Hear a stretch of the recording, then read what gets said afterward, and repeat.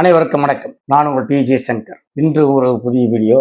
EPF என்று சொல்லக்கூடிய குறைந்தபட்ச ஓய்வூதியம், உயர் ஓய்வூதியம் தொடர்பான ஒரு வீடியோ. நாம் இந்த ஓய்வூதியம் தொடர்பாக கடந்த 2 ஆண்டுகளாக நிறைய வீடியோக்களை போட்டு வரோம். இந்தியா முழுக்க பல்வேறு மாநிலங்களில் ஈவன் உச்சநீதிமன்றத்தில் கூட நடக்கக்கூடிய நீதிமன்ற தீர்ப்புகள், பாராளுமன்றத்தில் நடக்கக்கூடிய விவாதங்கள் அனைத்தையும் அவ்வப்பொழுது உங்கள் கையில் கொண்டு வந்து சேர்க்கிறோம். எனவே நம்ம சேனலை சப்ஸ்கிரைப் பண்ணாத சப்ஸ்கிரைப் பண்ணுங்க, ஷேர் பண்ணுங்க, லைக் பண்ணுங்க, குறிப்பாக கமெண்ட் பண்ணுங்க என்று உங்களை அன்போடு கேட்டுக்கொள்கிறேன். இன்னைக்கு ஒரு உயர் ஓய்வூதியம் தொடர்பான ஒரு வீடியோ. என்னன்னா, பம்பாய் உயர் நீதிமன்றத்தில் ஏப்ரல் மாதம் 18ஆம் தேதி ஒரு தீர்ப்பு வழங்கப்பட்டிருக்கு. உயர் ஓய்வூதியம் கொடுப்பது தொடர்பாக இபிஎஃப்ஓ நிறுவனத்திற்கும் தனியார் நிறுவனத்திற்குமான ஒரு நெத்தியடி என்று சொல்லக்கூடிய ஒரு தீர்ப்பை வழங்கியிருக்கிறது. இந்த தீர்ப்பு அந்த ஊழியர் கள்ளக்குறி என்ற ஊழியர் போட்ட வழக்கு, இதையெல்லாம் பார்த்தோம்னா நமக்கு ஒரு மிகப்பெரிய ஒரு புரிதல் கிடைக்கும். இந்த குறைந்தபட்ச ஓய்வூதியம் தொடர்பாக, உயர் ஓய்வூதியம் தொடர்பாக தொடர்ந்து பல்வேறு மாநிலம் இருக்கக்கூடிய உயர் நீதிமன்றங்கள் போட்டிருக்கக்கூடிய வழக்கு, உச்சநீதிமன்ற வழக்கு, பல்வேறு தீர்ப்புகள், அதற்கு பிறகும் அமுல்படுத்தாத இந்த ஒன்றிய அரசின் தன்மை, இவற்றையெல்லாம் புரிந்து கொள்வதற்கு இந்த வீடியோ பயன்படும்.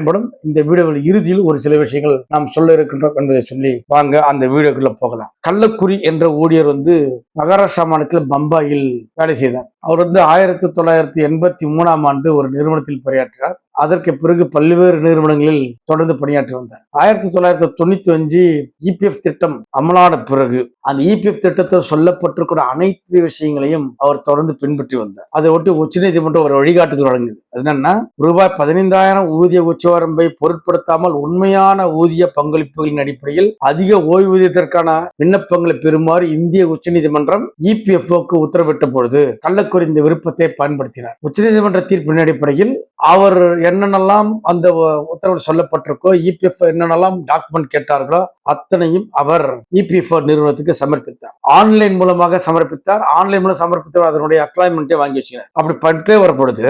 ஊதிய பங்களிப்பு விவரங்களோட விண்ணப்பத்தை சமர்ப்பித்த பங்களிப்புகளின் செய்யப்பட்ட உண்மையான ஊதியத்தின் அடிப்படையில் தனது ஓய்வூதியம் கணக்கிடப்படும் என்று அவர் நினைத்தார்.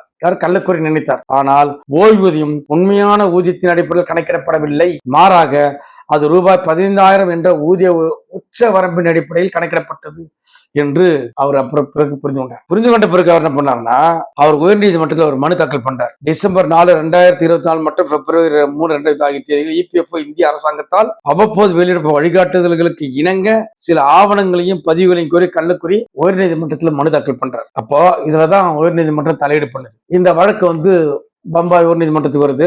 இபிஎஃப் 95 ஊழியர் திட்டம், அந்த திட்டத்துல 11(3) செக்ஷன் 3ல ஒரு 3 நிபந்தனை கீழ் கூட்டு விருப்பத்திற்கான ஆதாரம், உச்சவரம்பை மீறி ஊதியத்திற்கான வருங்கால, இப்படி எல்லாம் சொல்லி பல்வேறு விஷயங்கள் வருது. இத நீதிமன்றத்தை தாக்கல் பண்றார். நீதிமன்றம் தாக்கல் செய்த பிறகு இது போன்ற சில வழக்குகள் ஒன்றாக இணைது. மேலும் ஒரு 5-6 இது போன்ற வழக்குகளை பதிவு செய்திருக்கிறார்கள். இபிஎஃப் நிறுவனத்துக்கு அவர் எல்லா ஆவணங்களையும், படிவங்கள் 3A மற்றும் 6A போன்ற சட்டப்பூர்வமான படிவங்கள், சலான்கள் அனுப்பின பிறகு இபிஎஃப் இந்த கோரிக்கைக்கு பதிலளிக்கும் விதமாக ஒரு முதலாளி ஜனவரி 20, 2025 அன்று தொடர்புடைய அனைத்து ஆவணங்களும், அறிக்கைகள் மற்றும் தகவல்கள் ஏற்கனவே அவ்வப்போது சமர்ப்பிக்கப்பட்டு பதிவிட்டு உள்ளதாக இபிஎஃப்ஓக்கு தெரிவித்தார். மேலும் பணிகள் 3A, 6A குறிப்பிட்ட கால இடைவெளியில் வழங்கப்பட்டு வந்ததால் அவற்றை மீண்டும் வழங்க வேண்டிய அவசியம் இல்லை என்று கள்ளக்குறி தெரிவித்தார். இதுதான் சிக்கலாகும். ஆவணங்கள் ஏற்கனவே சமர்ப்பித்தாச்சு.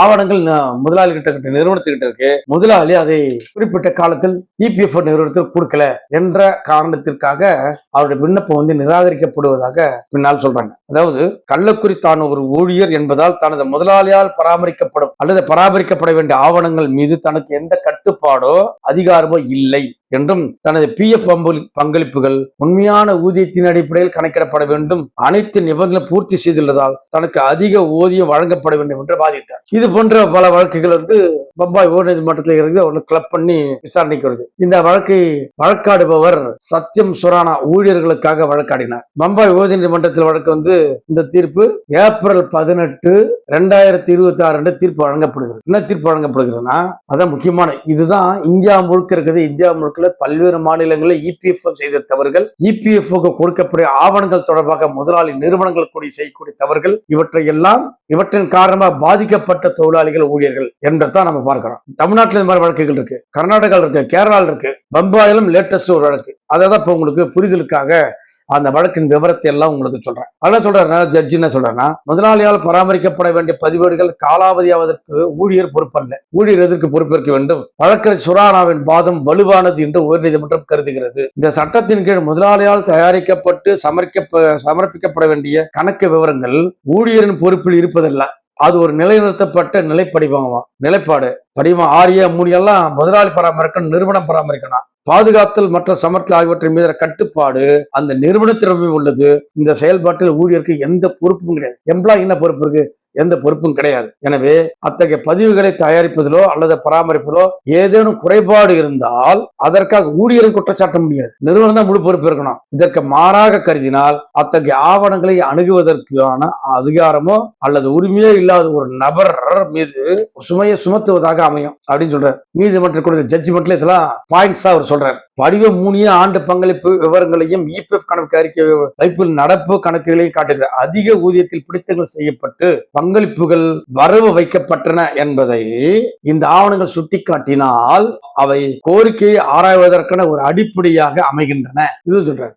பம்பாய் உயர்நீதிமன்றம் கூறிய இத்தகைய சூழ்நிலையில் படிவம் 6A அல்லது சில சலான்கள் போன்ற ஆவணம் இல்லாததை ஒரு பெரிய குறைபாடாக கருத முடியாது. பங்களிப்பு செய்யப்பட்ட உண்மை குறித்த திருப்தியே தேவை. பங்களிப்பு செய்யப்பட்ட திருப்தியே உண்மைதான் திருப்தியாக பார்க்கணுமே தவிர அதை பல ஆதாரங்கள் நம்ம திரட்ட முடியும், ஆனா அதை நிராகரிப்பதற்கான காரணங்கள் எடுத்துக்கொள்ள கூடாது என்றும் அந்த சொல்றாங்க. ஒவ்வொரு முறையும் குறைபாடற்ற ஆவணங்கள் இருக்க வேண்டும் என இபிஎஃப் வலியுறுத்த முடியாது, இபிஎஃப் வலியுறுத்த கூடாது, விருப்பு அப்படி சொல்றேன். அப்புறம் இன்னொன்னு பாருங்க, இபிஎஃப் சட்டம் ஒரு நன்மை பக்கம் ஏற்பாடாகும். மேலும் இது ஊழியர்களுக்கு தடைகளை உருவாக்கும் நோக்கம்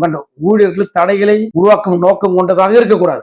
இபிஎஃப் திட்டம் ஒரு நன்மை சட்டம் என்றும் பணியின் போது பங்களித்த ஊழியர்களுக்கு ஓய்வூதியம் பலன்களை பாதுகாப்பது அது நோக்கம் என்றும் உயர்நீதிமன்றம் கூறியது. உண்மையான உரிமையை கோருபவர் வெற்றி பெறுவதை தடுக்கும் தடைகளை உருவாக்குவது இதன் நோக்கம் அல்ல, நோக்கமாக இருக்கக்கூடாது என்று இபிஎஃப் நிறுவனத்தை பார்த்து பம்பாய் உயர்நீதிமன்றம் சொல்லுது. பம்பாய் உயர்நீதிமன்றம் கூறிய மேலும் அதிகாரத்தின் அணுகுமுறை தொழில்நுட்ப ரீதியானதாக இருந்தால் அது தங்கள் கடமைகளை நிறைவேற்றிய நபர்களுக்கு பலன்கள் மறுக்கப்படுவதற்கு வழிவகுக்கும். அத்தகைய விளக்கம் திட்டத்தின் நோக்கத்தையே தோற்கடித்துவிடும். எனவே நிபந்தனைகளுக்கு இணங்குவது அவசியமானாலும் அவை யதார்த்தமான முறையில் மதிப்பிட வேண்டும், அணுக வேண்டும் என்று பம்பாய் உயர்நீதிமன்றம் சொல்லுது.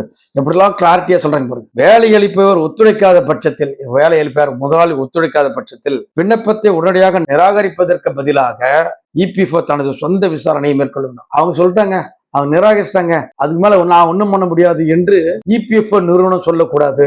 இபிஎஃப் நிறுவனம் அந்த நிறுவனத்தின் மீது ஒரு விசாரணையை மேற்கொள்ளணும். அவங்க சொல்றது உண்மையா பொய்யா, தொழிலாளிகளுக்கு அந்த பலன் கிடைப்பதற்காக அனைத்து நடவடிக்கைகளை செய்ய வேண்டும் என்பது போல பம்பாய் உயர்நீதிமன்றம் அந்த விசாரணையை அந்த தீர்ப்பில் விலக்கி இருக்கிறது என்றது பார்க்கும். மேலும் என்ன சொல்றோம், முதலாளி முழுமையாக ஒத்துழைக்காத சூழ்நிலையில், இது முக்கியமான பாயிண்ட், முதலாளி முழுமையாக ஒத்துழைக்காத சூழ்நிலையில் அதிகார அமைப்பு அந்த நிலையில் இந்த விஷயத்தை முடித்துவிட முடியாது. இபிஎஃப் இந்த விஷயம் முடித்துவிடக் கூடாது. அது மேலும் தொடர் நடவடிக்கை எடுத்து கிடைக்கக்கூடிய ஆதாரங்களிலிருந்து தனது சொந்த விசாரணையை மேற்கொள்ள வேண்டும் என்று சொல்லுது. ஏன்னா கம்ப்யூட்டரைசேஷன் என்பது 95 2000 கம்ப்யூட்டரைசேஷன் இந்தியா முழுக்க வருது. ஆவணங்களை பராமரிப்பது தனியார் துறையில் கூட பிரச்சனைகள் இருக்கு. அப்ப ஆவணங்கள் பராமரிப்பது பிரச்சனைகள் இருக்கிறது என்ற ஒரு காரணத்திற்காகவே அவர்கள் அதற்கு தகுதி இல்லை என்று ஒதுக்கிவிட முடியாது, புறந்தள்ள முடியாது, கொடுக்க மாட்டேன் என்று சொல்லக்கூடாது என்பதுதான் இந்த பம்பாய் உயர்நீதிமன்ற தீர்ப்பு மட்டும் இல்ல, பல்வேறு மாநிலங்களில் நடைபெற்ற உயர் ஊதியம் தொடர்பான தீர்ப்புகளில் பம்பாய் உயர்நீதிமன்றம் மேலும் சொல்லுது. ஆரம்பத்தில் இபிஎஃப் அதிகாரம் ஆவணங்களை சரிபார்க்குமாறு முதலாளியை கேட்டு நியாயமான வாய்ப்பை வழங்க வேண்டும். முதலாளி பதிலளிக்க தவறினால் அல்லது போதுமான பதிலளிக்கலை என்றால் அந்த அதிகார அமைப்பு தனது சொந்த ஆவணங்களை சரிபார்த்து ஏற்கனவே உள்ளவற்றை சரிபார்க்க வேண்டும். இன்னும் பாருங்க, அடுத்தது நிராகரிப்பு என்பது உடனடி விளைவாக இருக்கக்கூடாது. சரிபார்ப்பதற்கான சாத்தியமான அனைத்து வழிகளையும் தீர்ந்து கிடைக்கப்பட்ட ஆதாரங்களை கருத்தில் கொண்டாலும் கூட கோரிக்கை நிரூபிக்க முடியாது என்ற முடிவு பதிவு செய்யப்பட்ட பின்னரே அது வர வேண்டும். அத்தகைய சந்தர்ப்பத்திலும் கூட காரணங்கள் தெளிவாக சொல்லப்பட வேண்டும் என்று சொல்றேன். இப்படி பம்பாய் உயர்நீதிமன்றம் பல்வேறு விஷயங்களை சுட்டிக்காட்டு உயர் ஓய்வூதியம் வழங்குவது சட்டப்படியானது கொடுக்க கொடுத்தே தீர வேண்டும், அவர்கள் விண்ணப்பத்தை நிராகரிக்க கூடாது என்று சொல்லியிருக்கிறார். இன்னொரு பாயிண்ட், உயர் ஊதியத்தில் ஓய்வூதியம் வழங்குமாறு கோரி மனுதாரர்கள் அளித்த விண்ணப்பங்களை நிராகரித்து எதிர்வாதியால், அதாவது இபிஎஃப் பிறப்பிக்கப்பட்ட ஏப்ரல் 8, 2025, 9 ஏப்ரல் 2025, டிசம்பர் 4, 2025 தேதியிட்டு ஆட்சேபிக்கப்பட்ட உத்தரவுகள் ரத்து செய்யப்படுவதாக நீதிமன்றம் உத்தரவு வழங்கியது. ஆக உயர் ஓய்வூதியம் வழங்குவது தொடர்பாக பல்வேறு வழக்குகளில் தீர்ப்புகள் பல்வேறு மாநிலங்களில் உயர்நீதிமன்றங்கள் வழங்கியிருக்கு. தற்போது இப்ப லேட்டஸ்டாக பம்பாய் உயர்நீதிமன்றத்தில் ஒரு வழக்குக்கு தீர்ப்பு சொல்லப்பட்டிருக்கு. கேரளாலும் சமீபத்தில் ஒரு 6 மாதங்களுக்கு முன்னாடி சொல்லியிருக்காங்க. சென்னையிலும் சொல்லியிருக்காங்க. உச்ச நீதிமன்றத்தில் வழக்கு நிலுவையில் இருக்கிறது. உயர் ஓய்வூதியத்திற்கான வழக்கு நிலுவையில் இருக்கு. குறைந்தபட்ச ஓய்வூதியத்திற்கான வழக்கு EPS 95 திட்டத்தை அடிப்படையில் அதுக்கு நிலுவையில் வழக்குகள் இருக்கிறது. ஆனால் எண்ணற்ற நூற்றுக்கணக்கான வழக்குகள் நிலுவையில் இருக்கு. அந்த வழக்குகள் மீது அரசாங்கம் முடிவெடுக்க முடியும். 3000 குறைந்தபட்ச ஓய்வூதியத்தை மினிமம் பென்ஷன் வழங்கலாம் என்று EPF நிறுவனம் ஒன்றிய அரசுக்கு ரெக்கமெண்ட் பண்ண ஃபைல் கூட பெண்டிங்.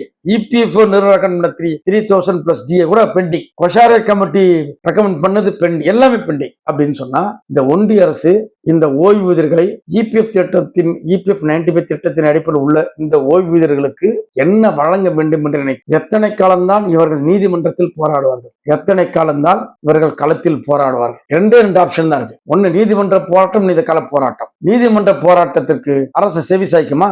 காலங்கள் கடந்து போகும். ஒவ்வொரு நாளும் 250 EPF திட்டத்தின் கீழே இருக்கிற ஓய்வூதியம் இறந்து போவதாக புள்ளி விவரங்கள் சொல்லுது. ஒரு நாளைக்கு 250 பேர் பயன் கிடைக்காமலே போறாங்க. மருந்து வாங்கி உயிரை காப்பாற்றிக் கொள்ள முடியாமல், ஜீவிக்க முடியாமல் இறந்து போனவர். அப்போ அரசு இதை செய்ய முடியும், ஏன் செய்யல? அரசு செய்யாமல் இருக்கிறது ஏன்? அப்ப அரசு செய்ய வைக்கணும்னா என்ன பண்ண? அரசு நீதிமன்ற உத்தரவுகளை காலம் தாழ்த்தும், அப்பீல் போகும், திரும்ப மறுசீராய்வு மனு போடும், காலத்தை ஓட்டிக்கொண்டே இருக்கும். அரசு எதற்கு பயப்படுவார்கள்?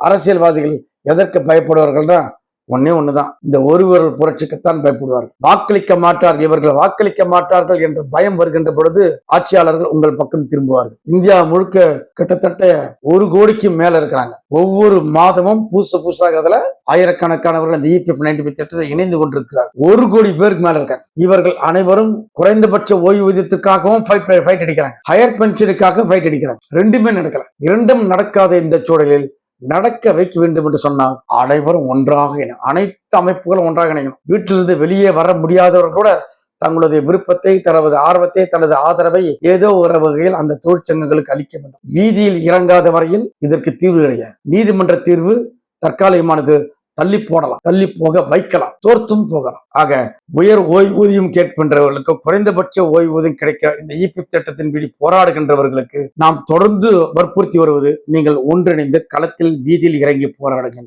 வீதியில் இறங்கி போராடுவதை தவிர உங்களுக்கு ஒரு வழி இல்லை. பம்பாய் உயர்நீதிமன்றம் சொன்னாலும் சரி, மற்ற மாநில உயர்நீதிமன்றங்கள் சொன்னாலும் சரி, எண்ணற்ற வழக்கில் சொல்லப்பட்ட தீர்ப்புகளாகவே இருக்கு. மேல்முறையீடு என்று போய்கொண்டே இருக்கிறார்கள். இவற்றுக்கு ஒரே தீர்வு, களத்தில் இறங்குங்கள், வீதியில் இறங்குங்கள். வீதியில் இறங்கி போராடினால் உங்களுக்கு நிச்சயம் வெற்றி கிடைக்கும். மீண்டும் வேறொரு காணிகள் சந்திப்போம். Until then, bye. நான் உங்கள் TJ சங்கர். நன்றி, வணக்கம்.